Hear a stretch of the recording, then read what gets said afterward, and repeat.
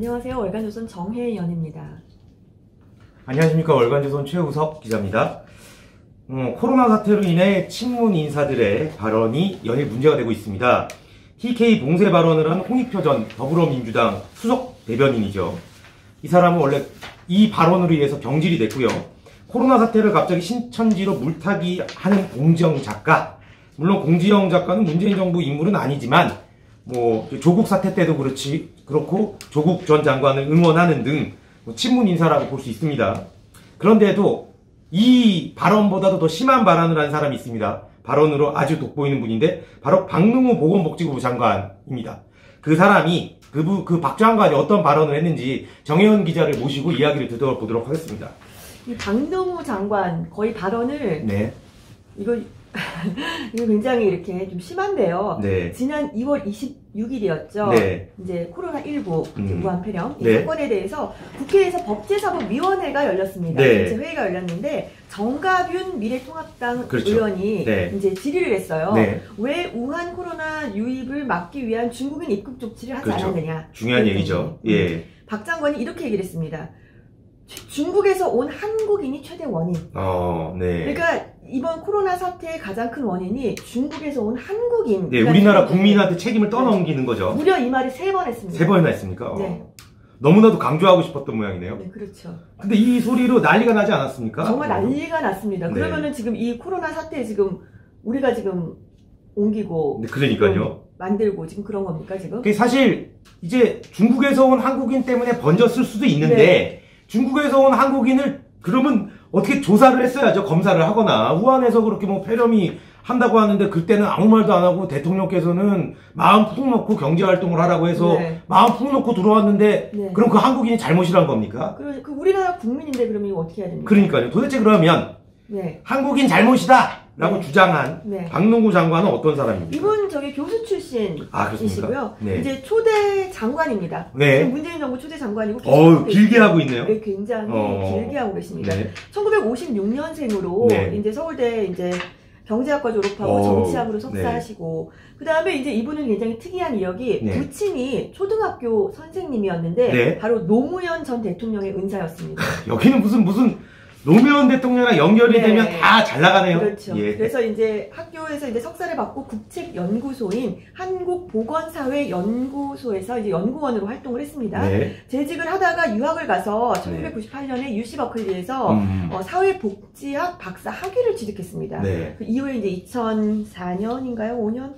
2004. 네. 경기대학교에서 이제 사회복지학과 교수로 지냈는데 네. 그 사회보장 분야 좀 전문가긴 합니다. 근데 이제 그 교사였던 아버지와의 인연으로 노무현 전 대통령과 좀 알고 지냈다고 하고요. 네. 또 따라서 2017년에 문재인 후보 그 캠프 조직에서 활동하면서 선거운동을 도왔습니다. 그리고 보건복지부 초대 장관이 됐습니다. 그러니까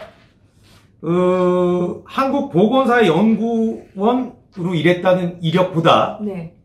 부친이 노무현 전 대통령의 초등학교 은사라는 게 더 돋보이네요. 굉장히 돋보이죠. 네. 아무나 못 가지는 이력 아닙니까? 그러니까요. 근데 사회보장 전문가라고 이제 주장을 하는데 네. 망언이 이번이 처음이 아니라고요? 사실 이 망언 때문에 보건복지부 직원들 참 많이 골치가 아플 것 같습니다. 사실 이게 거의 한두 번이 아니거든요. 네. 우선 이제 2018년에 제가 이거 가지고 나왔는데 네. 박능후 장관이 소개해 주시죠. 장관 자격으로 2018년 5월 한국일보와 인터뷰를 했습니다. 인터뷰. 예. 그때 이런 내용이 있어요. 국내에 체류하는 외국인에 대한 건강보험 혜택 등이 이거는 줘야 된다. 인류 예적 관점에서.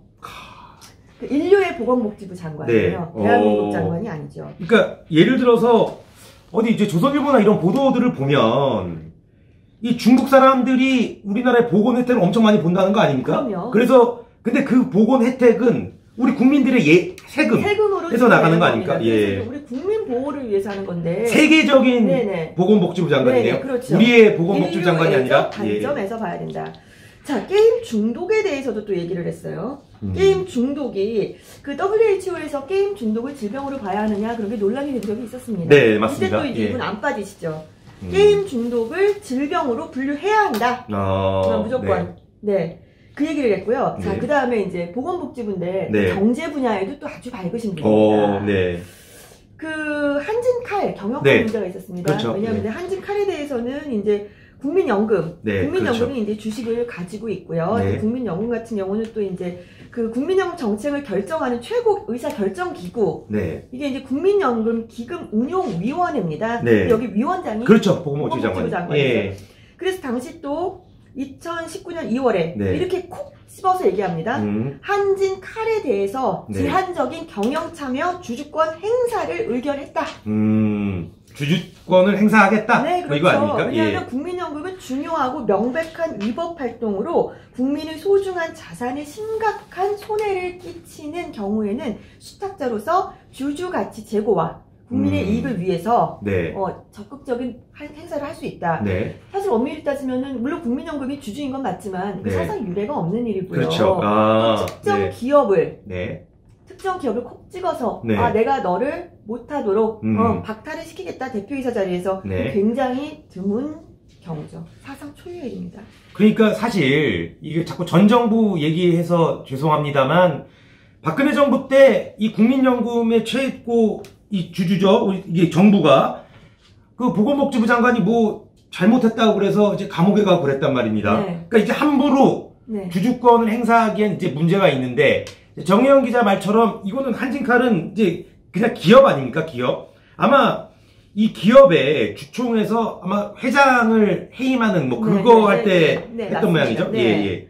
그러니까 누가 봐도 이거는 그 돌아가신 조양호 회장을 겨냥한 주총이었죠. 그렇죠. 누차 말씀드리지만 조양호 회장 일가가 네. 뭐 물컵을 던지거나 땅콩향을 하거나 괘씸한 것은 사실이지만 네. 그것과 경영권 이 문제는 별도의 문제라고 제가 누누이 말씀드리는데요. 네. 정말 그런 일로 인해서 네. 뭐 스스로 이제 주주들이 결정을 해서 네. 뭐 자리에서 대표에서 물러나게 한다거나 그건 가능하지만 네. 그 사람에게 특정하게 이렇게 어떤 의도를 가지고 특히 국민연금은 사실 최 기자도 주주이기도 합니다. 국민연금 내시잖아요. 그렇죠. 예, 그렇죠. 최 기자한테는 의견 물어봤나요? 저한테도 의견을 물어봐야 돼요. 과연 그렇죠. 그럼 한진칼의 경영권에 관여하고 싶으냐 물어봐야 되는데 국민연금을 내고 있는 주주들에게는 묻지 않고 이제 본인들이 이제 입맛에 맞는 그렇죠. 네, 그런 결정을 한 모양이네요. 그리고 또 있습니다. 네. 근데 이분은 이제 쉽게 말해서 기본적인 좀 소양의 문제랄까.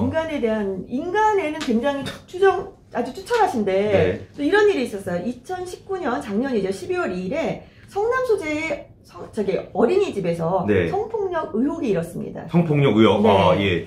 이에 대해서 이렇게 얘기했습니다. 어른의 관점에서 보면 안 된다. 발달 과정에서 나타난 자연스러운 모습이다. 이제 아마 그 당시에 이제 자유한국당 신상진 의원이 그렇죠. 의사 출신이죠. 불거졌을 때 이 어떻게 해야 될지 좀 한번 물어봤습니다. 보건복지부 소관이니까. 그랬더니 자연스러운 모습이니까. 이거는 뭐 그러니까 관여 안 하겠다는 거죠. 자연스러운 모습. 사실 이 굉장히 민감한 문제인데 예전에 어린애들은 자연스러울 수도 있습니다. 근데 요즘 어린애들은 뭐 저는 아직 애가 없어서 안 키우고 있지만 우리 또 그러니까 요즘은 소셜 네트워크 서비스나 이런 게 많이 발전돼 있어서 그런 게 이제 더 쉽게 접할 수 있는 거죠, 아이들이. 그럼 만약에 딸아이 키우는 어린이집에 보내는 어머니들 이렇게 국민의 건강을 책임지는 최고의 수장인 보건복지부 장관이 이렇게 얘기하는 것을 두고 어떤 기분이 들었을까요? 근데 저 이분이 이제 워딩 발언을 이렇게 계속 소개해 주셔서 이렇게 듣고 있는데 이분은 별로 대한민국을 별로 사랑하지 않는 것 같습니다. 그게 제 생각이지만.